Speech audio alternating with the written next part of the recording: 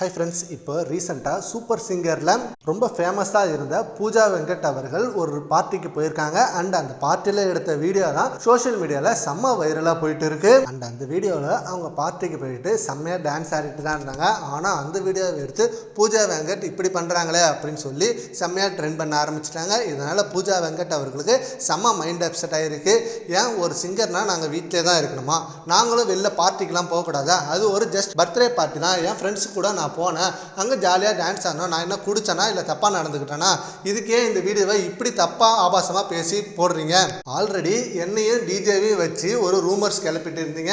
Super singer ஷோவில் நான் வந்தப்போ டிஜே எனக்கு செம்மையான கவுண்டரு அண்ட் பாட்டுலாம் போட்டுட்டு இருந்தாரு.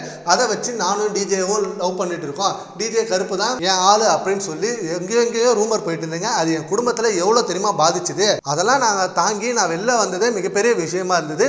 இப்போ இந்த மாதிரி ஒரு இன்சிடென்ட்டை என்னை கோர்த்து விட்டுருக்கீங்க, எனக்கு ரொம்ப கஷ்டமா இருக்கு அப்படின்னு சொல்லி அவங்க ஃப்ரெண்ட்ஸு கிட்ட ஃபீல் பண்ணியிருக்காங்களாம். அண்ட் சீக்கிரமே இந்த வீடியோவை எல்லா இடத்துலேருந்து டெலிட் பண்ணணும் அப்படின்ற மாதிரி சொல்லியிருக்காங்க. ஒரு சிங்கர் அவங்க பர்சனல் லைஃப்ல எப்படி வேணாலும் இருப்பாங்க, அது அவங்களோட இஷ்டம், அதுல நாம தலையிடக்கூடாது அப்படின்னு சொல்லி இதுக்கு நிறைய பிரபலங்கள் சப்போர்ட்டிவாகவும் வந்துட்டு இருக்காங்க. அண்ட் இப்போ பூஜா வெங்கட் இப்போ நிறைய படத்துல பாடவும் ஆரம்பிச்சிருக்காங்க.